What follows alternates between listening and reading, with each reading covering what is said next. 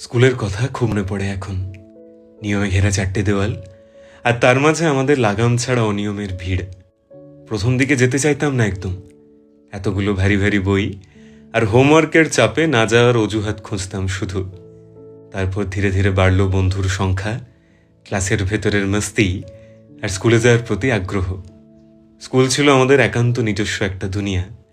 ভাগ করে নেওয়া টিফিন, খুব একটা পছন্দ না হওয়া টিচারের ক্লাসে বাধ্য হয়ে বসে থাকা, আর বন্ধুদের সাথে এক সমুদ্র গল্প। মিথ্যে অজুহাতে ভরা সিকলিভ নিয়ে বাড়ি ফেরার সময় বুঝতেই পারিনি যে এই জীবনটা আর কোনোদিনও ফিরে পাবো না।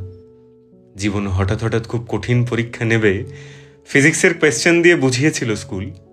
আমরা ভেবেছিলাম স্যার খুব বাজে, তবে একদম বুঝতে পারিনি যে স্কুল শেষ হতে হতে কিছু বন্ধু একেবারে শেষ হয়ে যাবে। একসাথে বসা, ঘোরা কিংবা কান ধরে দাঁড়ানো, যে বন্ধুগুলোকে ছাড়া কিছু ভাবতেই পারতাম না, তাদের সাথে দেখা হয়নি কয়েক বছর। তাই দুটো লাইন সেই সব বন্ধু আর বন্ধু ঘেরা স্কুলের জন্যে। তাই কথা হোক কিংবা না হোক, তুমি সেই বন্ধুগুলোকে অবশ্যই ট্যাগ করো। যে ফিরতে আমার ইচ্ছে করে, খুব ইচ্ছে করে আবার স্কুলে যেতে। পুরনো যত বন্ধু ছিল তখন, সবগুলোকে আবার ফিরে পেতে।